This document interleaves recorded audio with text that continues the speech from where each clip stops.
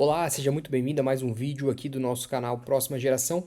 Meu nome é Felipe Zaleski, sou advogado há mais de 10 anos e aqui no canal eu falo sobre testamento, herança e planejamento sucessório. Enfim, tudo o que você precisa saber para transferir o patrimônio para a próxima geração da sua família de forma tranquila e segura, evitando inclusive conflitos entre os herdeiros. E o vídeo de hoje é o início, é o primeiro de uma série de vídeos que eu quero fazer de forma um pouco mais temática, digamos assim. Então, ao invés de a gente tratar sobre planejamento sucessório de forma genérica, a gente vai analisar situações, configurações familiares específicas e não apenas configurações familiares, mas e sim analisando também a fase da vida, né, do ciclo de vida, o ciclo patrimonial daquela família, enfim, daquele tipo de família. Então, aqui, por exemplo, hoje estamos falando sobre planejamento sucessório com filhos menores de idade, porque eu acho que assim a gente consegue ser um pouco mais assertivo, né? Um pouco mais específico e pode ajudar assim as famílias de uma forma um pouco mais completa do que simplesmente falando sobre os institutos jurídicos, sobre as ferramentas que estão disponíveis para todas as famílias brasileiras que pretendem, né, que querem preparar o seu patrimônio, seja para melhorar a gestão, seja para facilitar uma sucessão no futuro, ou por economia tributária, por blindagem patrimonial, enfim, a gente tem diversos objetivos, né? Cada planejamento é único e tem seu próprio objetivo, mas aqui a gente vai falar em linhas gerais sobre aquilo que é mais comum, os cuidados mais comuns que a gente deve ter quando a gente fala em um planejamento sucessório com filhos menores. Vocês podem estar perguntando, tá, mas não é meio contraditório a gente falar em sucessão de uma família, de um pai e uma mãe que tem filhos menores? Eles têm expectativa de vida aí de viver mais 30, 40, 50 anos pela frente.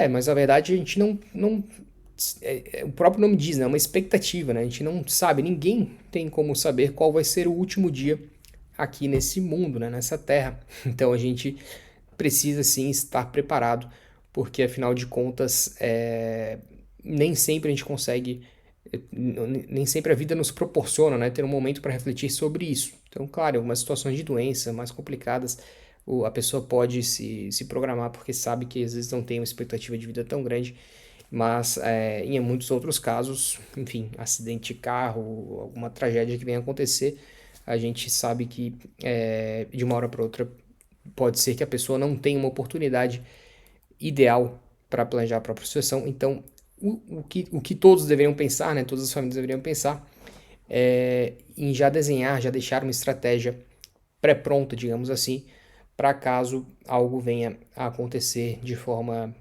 súbita, né, que acabe surpreendendo aquela família. Que a gente espera que nunca aconteça, mas aqui o objetivo é a gente sempre pensar em todos os cenários. Então, sem mais delongas, vamos para o primeiro slide aqui da nossa apresentação, que é um roteirinho, né? Então, o que a gente vai ver hoje aqui? Primeiro, a diferença entre meação e a herança dos filhos. Depois, vou falar um pouco sobre testamento, que é uma ferramenta ainda subutilizada aqui no Brasil, mas que é muito completa e até subestimada, eu diria, pelos próprios profissionais, tá? Pelos próprios advogados.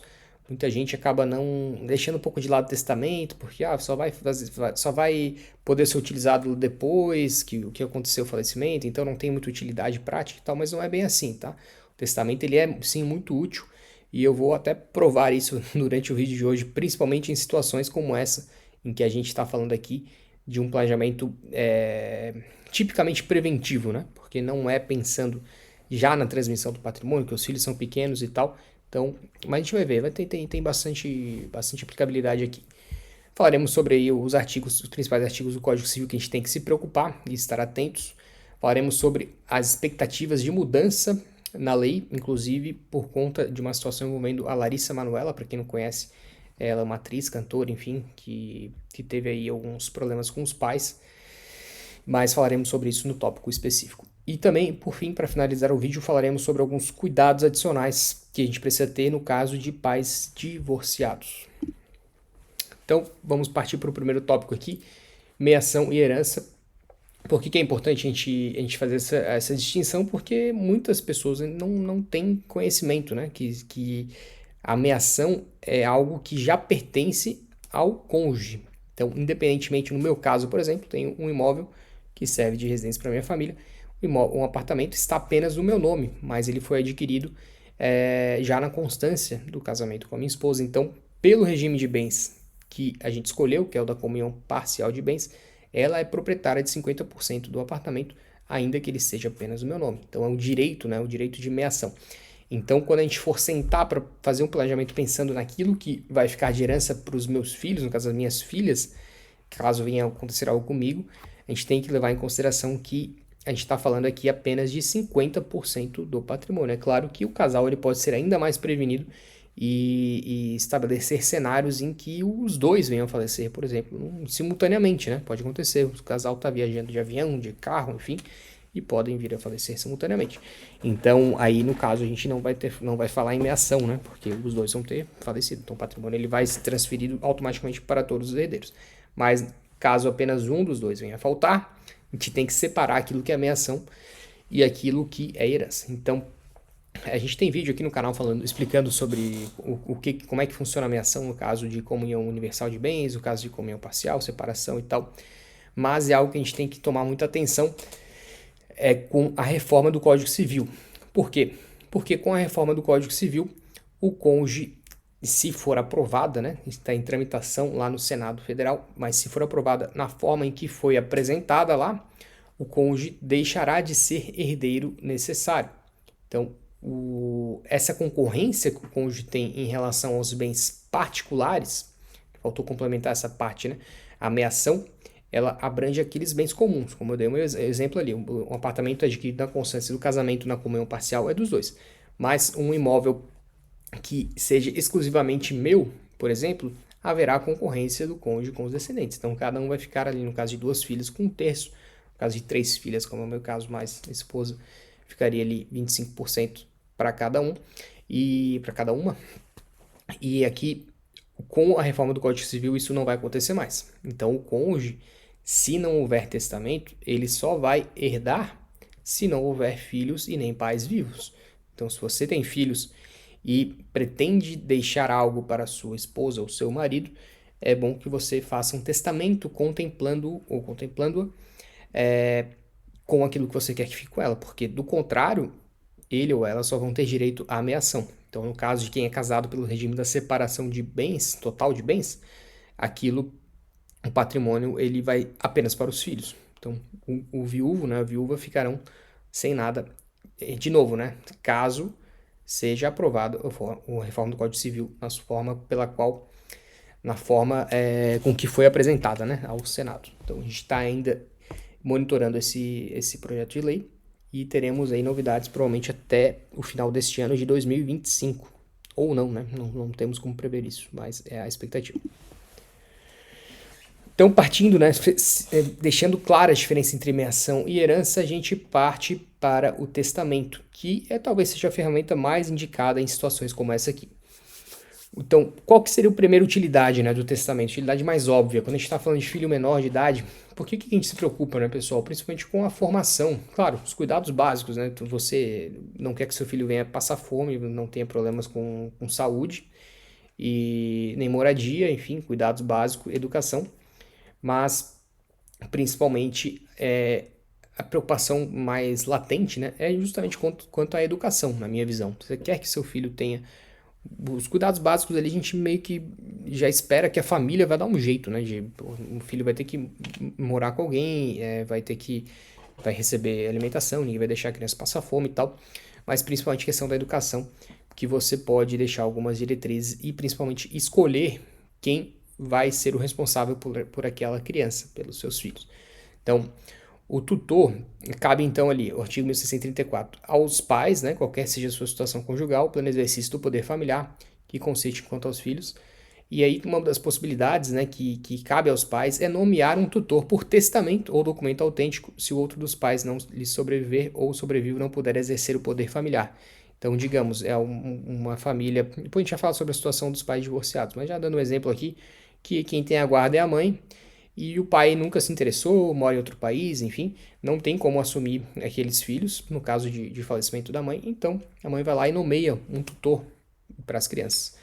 E além da nomeação de tutor, né, pode trazer ali, o testamento não tem limite de caracteres, a gente pode ser bem específico, quero que o meu filho estude na escola tal, eu quero que ele tenha contato com a família do coleguinha lá, por favor, não percam contato com os pais da amiguinha da escola dela, porque, enfim, são pessoas boas e tal. Então, dá para tentar trazer maior detalhamento, né, sobre o que você quer para a vida do seu filho. Ah, eu quero que quando ele tenha 16 anos ele faça um teste vocacional, porque eu fiz na época quando eu tinha essa idade e me ajudou a discernir o que eu queria fazer na minha vida. Então eu tenho esse medo, né, do filho não sabe o que vai fazer, escolhe uma carreira errada e tal. Então, assim, os pais eles podem ser mais específicos quanto ao que eles querem, né, como eles querem que os filhos sejam educados. E outra possibilidade, a majoração da parte disponível do cônjuge sobrevivente. O que isso quer dizer?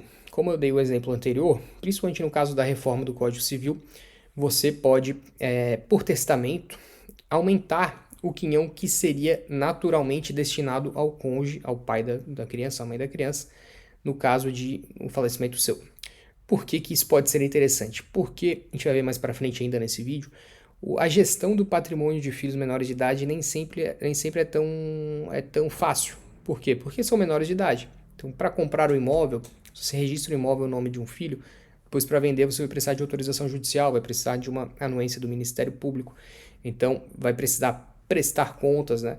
Então, assim, quanto menos, se você tem confiança, né, no poder de gestão, na capacidade de gestão do seu marido, da sua esposa, eu prefiro, né? Eu entendo que é o mais sensato deixar a maior parte do seu patrimônio com eles, tudo que for possível. Não para prejudicar o direito dos seus filhos, mas confiando que ele vai dar uma destinação, né, enquanto responsável, enquanto adulto, né, e pai de família, ou mãe de família, vai dar uma melhor uma destinação para aquele patrimônio, para conseguir fazer um gerenciamento melhor. Porque, como eu dito, se o patrimônio for para os filhos, às vezes tem pode acontecer de ter esse engessamento. Eu esqueci de falar ali, né, sobre que tem um sinal de alerta na apresentação, cuidado com o testamento conjuntivo. Conjuntivo é aquele testamento elaborado em um mesmo documento por duas pessoas. Isso não pode no Brasil. Então, cada cidadão, né, cada pessoa tem que ter o seu testamento. Já aconteceu, inclusive, né, tem julgados, decisões judiciais anulando o testamento, porque até um testamento público, o cartório fez um testamento de duas pessoas em uma escritura pública só. Isso não pode. Por mais que pudesse ser prático, né? Pô, em vez de fazer dois, eu faço um só. Mas tem essa previsão no Brasil de não ser possível, né? Então, cuidado com isso. E orientações gerais sobre a vida e sobre a gestão dos bens. Isso aqui me lembra um colega que eu tive na escola que me chamou uma atenção. Eu nunca esqueci dessa história, que foi um bom exemplo, né, para mim. Assim, um exemplo do cuidado que os pais dele tiveram. Os pais deles costumavam viajar, ele é filho único, né? Viajar para o exterior, a passeio, enfim. E sempre antes de cada viagem eles sentavam com ele e davam orientações sobre o patrimônio. Então atualizavam ele sobre a situação patrimonial. Falavam, ó, filho, se acontecer algo com a gente nessa viagem, você procura o fulano de tal, procura lá o seu tio, ele vai saber te orientar sobre o que fazer com o seu patrimônio e tal. Então eles tinham essa conversa com ele, porque, enfim, pensando justamente numa situação que pudesse vir a acontecer, né? Então, se você não se sente confortável de ter uma conversa como essa, pelo menos pode escrever em um papel, né? No seu próprio testamento ou em um documento à parte, dando orientações, não deixando os seus filhos desnorteados quanto à situação patrimonial. Então, isso é um outro ponto. Então, e em regra geral, né, o que é? Em falta de tutor nomeado pelos pais, incumbe a tutela aos parentes consanguíneos do menor por esta ordem. Então, primeiro os ascendentes, preferindo os de grau mais próximo ou mais remoto. Então, se tiver avós ou bisavós, preferência ser dos avós. E não havendo ascendentes, ou eles não aceitando, enfim, aos colaterais até o terceiro grau, preferindo os mais próximos, mais remotos, e no mesmo grau os mais velhos aos mais moços. Em qualquer dos casos, o juiz escolherá entre eles o mais apto a exercer a tutela em benefício do menor. Então, é aquela velha história, né, pessoal, que eu sempre tô cansado de repetir aqui nos vídeos do canal. Se você não planejar o que vai acontecer com o seu patrimônio, e aqui no caso a gente está falando da gestão, não só do patrimônio, mas o que vai acontecer com o futuro dos seus filhos, a lei é que vai decidir.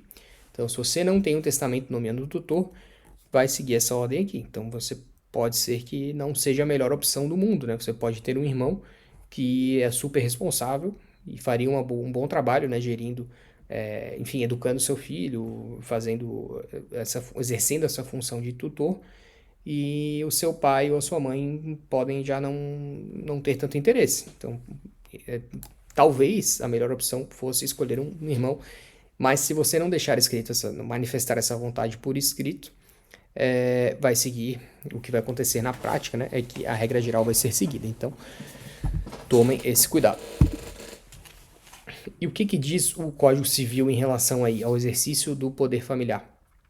Que o pai e a mãe, eles são usufrutuários dos bens dos filhos, e tem a administração dos bens dos filhos menores sob sua autoridade. Então, cabe ao pai e à mãe, ou ao tutor, né, primeiro, receber os frutos, né, dos bens dos filhos e administrar os bens dos filhos menores.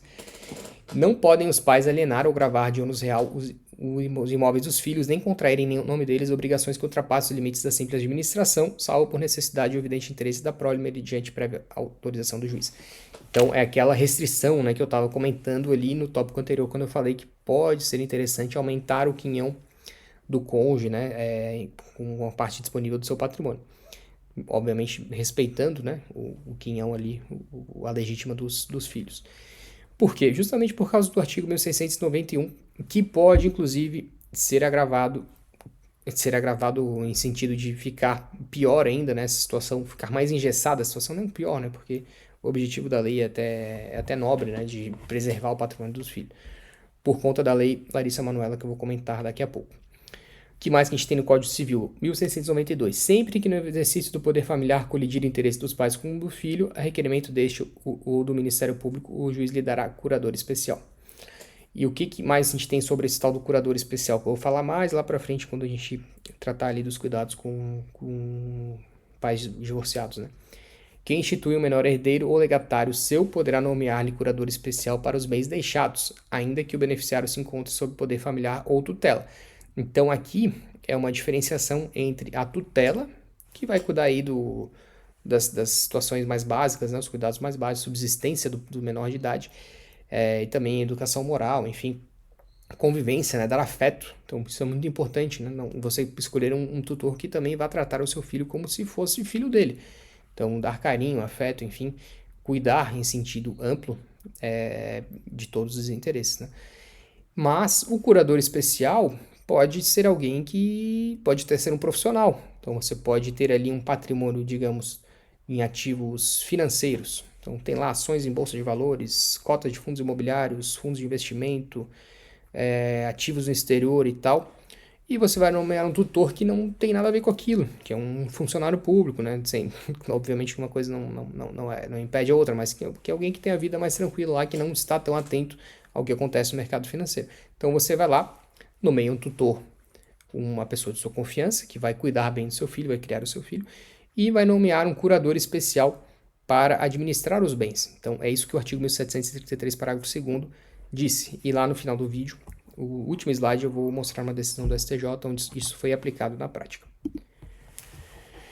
E o que diz a tal da lei Larissa Manoela? Então, como eu já tinha mencionado no início, né, a Larissa Manoela ficou famosa, ela já é famosa desde que era criança, e aí acabou sendo muito exposta a essa situação que ela teve em relação aos pais, porque parece que ela nunca teve um controle da carreira dela, e assim, em relação ao que ela recebia, né, o patrimônio dela. Então ela já era milionária ou bilionária, não sei, mas ela não via a cor do dinheiro. Então chegou até uma reportagem, acho que do Fantástico, dizendo que mostrando uma conversa de ela pedindo dinheiro pro pai dela, já famosa agora, recentemente, com milhões e milhões de patrimônio, pedindo para fazer um pix para ela poder comprar um sorvete na praia que ela estava com os amigos. Então, uma situação que beira o absurdo. Claro que eu entendo o lado dos pais dela de não quererem deixar uma menor de idade que não tem talvez a melhor capacidade de tomar as melhores decisões na sua vida, com acesso infinito a cartão de crédito e podendo fazer o que ela quiser.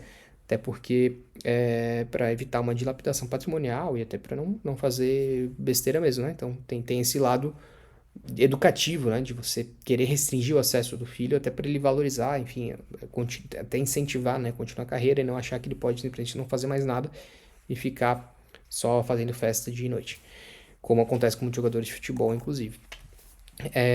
Mas tem também um outro limite, né, que a pessoa, é o trabalho dela no fim das contas, né? Claro que é difícil medir qual foi a influência, né, que os pais tiveram para que ela fosse o que ela é hoje. Então isso é difícil a gente medir. Se não fossem os pais lá atrás incentivar essa carreira, será que hoje ela teria esse patrimônio? Provavelmente não, né? Então, ao mesmo tempo, os pais ficaram com um grande valor, enfim, não vou me aprofundar nessa discussão, mas o fato é que essa polêmica envolvendo a Larissa Manoela resultou em um projeto de lei, que não foi aprovado ainda, que visa justamente modificar o artigo 1691 do Código Civil, dizendo que os pais não podem alienar ou gravar de ônus real os imóveis dos filhos, tá, até aí tudo bem, nem contrair em nome deles obrigações que ultrapassem os limites. Ah, desculpa, pessoal, essa aqui é a redação atual. A proposta é justamente isso aqui, ó. Não podem os pais renunciar aos direitos de que seus filhos sejam titulares, alienar ou gravar de ônus real os seus bens imóveis, até aí tá igual, cotas e participações em sociedades empresárias, objetos preciosos de valores imobiliários, nem contrair em nome deles obrigações que ultrapassem limites da simples administração, etc e tal. Mas o que chama atenção aqui, ó? Principalmente essa questão das cotas e participações em sociedades empresárias. Por quê? Porque uma estratégia muito comum em famílias que têm bastante patrimônio é a criação de holdings familiares, né? E as holdings familiares nada mais são do que sociedades empresárias. Então, se você for doar as cotas ainda em vida para os filhos, se eles forem menores de idade, e essa lei for aprovada, isso pode vir a ser um problema, porque você terá o Ministério Público em cima e precisará de autorização judicial para movimentar essas participações, né? Então, isso pode trazer um engessamento maior e pode acabar desestimulando a abertura de holdings familiares quando existem filhos menores de idade. Ou ao menos desestimulando a doação das cotas ainda em vida, né? Que é uma estratégia bastante comum. Mas são cenas para os próximos capítulos aí para a gente ir acompanhando. E para fechar o nosso vídeo, então, quais são os cuidados adicionais que a gente deve ter no caso de pais divorciados? Cuidado com a ordem de vocação hereditária. Por quê? Como eu já falei antes, os descendentes eles têm preferência. Então, uma situação, por exemplo, um caso real que eu acompanhei, de um cidadão que tinha filhos menores de idade, a guarda dos filhos era da esposa, ele vivia com a mãe e quem sustentava a mãe era ele. Então, na verdade, a mãe vivia com ele, né? Então, o patrimônio era dele e a mãe vivia, enfim, era bancada, né? As despesas, mãe idosa, já doente e tal. Então, quem cuidava da situação financeira da mãe era ele. Só que ele veio a falecer de um infarto fulminante. Então, era um jovem ainda, não tinha nem 50 anos. E tinha filhos justamente menores de idade. Então, ele devia ter menos, ele devia ter uns 40 anos. Então, qual que é a situação? Todo o patrimônio dele foi para os filhos. E com quem que vai administrar o patrimônio dos filhos é a ex-esposa, porque ele não deixou testamento. E como é que fica a mãe dele nessa situação, né? Uma pessoa idosa que não tem condições de bancar a própria vida, ficar dependendo da vontade da ex-nora, né? No caso, então, da boa vontade dela. Porque o patrimônio todo foi para os filhos, os descendentes têm preferência sobre os ascendentes. Então, assim, esse é um ponto de atenção. Porque as pessoas provavelmente ele nunca pensou nas possibilidades de morrer, primeiro, né? Ninguém pensa nisso. E segundo, não pensou também em quem administraria o patrimônio dele, caso ele viesse a falecer. Preferência para exercer a guarda, né? Situação exatamente que eu mencionei. A gente tem que analisar quem que vai ficar com a guarda do filho, né? No caso de casais divorciados. E porque, consequentemente, vai ser o tutor natural, né? E vai fazer a gestão. É a pessoa que, pela lei, vai fazer a gestão do patrimônio. E esses pontos aqui todos são do exemplo que eu falei, esses três primeiros, né? Preocupações pais independentes financeiramente. E aí a importância do testamento, porque o testamento ele poderia deixar até metade do patrimônio para a mãe. Então poderia instituir o direito real de habitação, pelo menos, para que na casa ela pudesse continuar vivendo na casa até o final da vida dela sem pagar qualquer tipo de aluguel para os filhos dele. Poderia instituir alimentos, o dever de os filhos bancarem alimentos para ela. Então podia separar lá 2 milhões de uma aplicação financeira, os rendimentos vão exclusivamente para minha mãe, claro, respeitando a legítima, né, dos filhos, mas na verdade que a gente está até deixando o principal para os filhos, mas estabelecendo aí esse dever deles de prestar alimentos.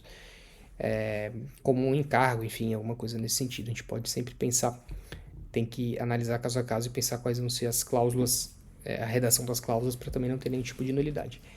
Então, o testamento aqui, numa situação como essa, ele pode ser importante sim. E, por fim, trouxe essa decisão aqui do STJ em que justamente a nomeação de um curador especial foi super importante. Então, eu vou ler aqui, ó. Cláusula de nomeação de curador especial para administração do patrimônio deixado à herdeira incapaz. Então, era uma herdeira incapaz. Quem fazia a gestão do patrimônio morreu, mas, como já estava doente, né, eu imagino, uma situação dessa, era a irmã, né, que era uma herdeira ainda incapaz. Acho que, na verdade, que devia ser menor de idade, tá? E não confiava na gestão do ex-marido, acabou instituindo uma curadora especial. E o que o STJ decidiu? Revertendo uma decisão do Tribunal de Justiça de São Paulo, tá? Então aqui foi para vocês verem a complexidade do assunto. Essa decisão é relativamente recente, é de outubro de 2023. Então o Tribunal de Justiça de São Paulo anulou essa previsão da nomeação do curador especial. O STJ foi lá e falou, não, isso aqui pode sim porque tem previsão em lei.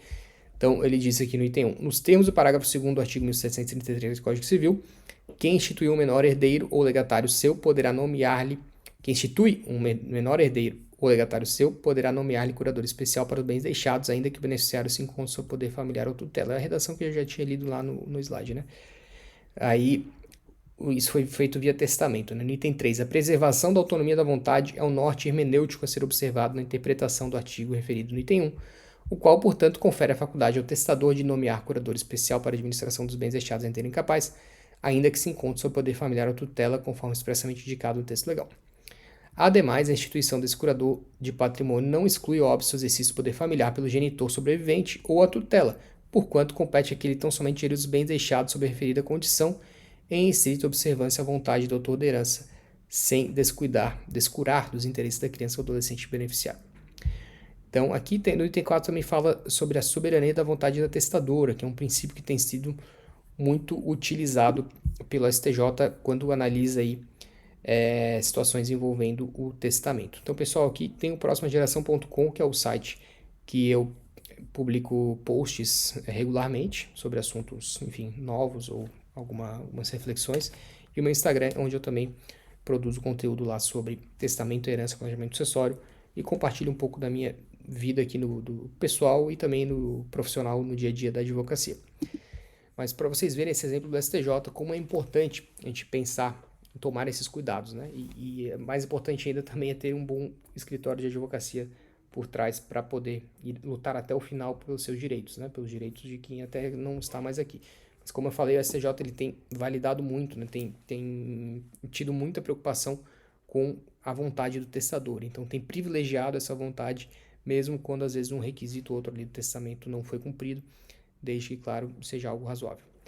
Mas então é isso, pessoal. Deixem aqui nos comentários se vocês gostaram desse tipo de vídeo, porque me motiva também a produzir outros vídeos parecidos, mas considerando configurações familiares diferentes. Então, a minha ideia é fazer depois um vídeo falando sobre planejamento sucessório de casal, de famílias, enfim, que já tem o patrimônio estruturado e com idade mais avançada, né? Como fazer esse planejamento para transferir para os filhos depois.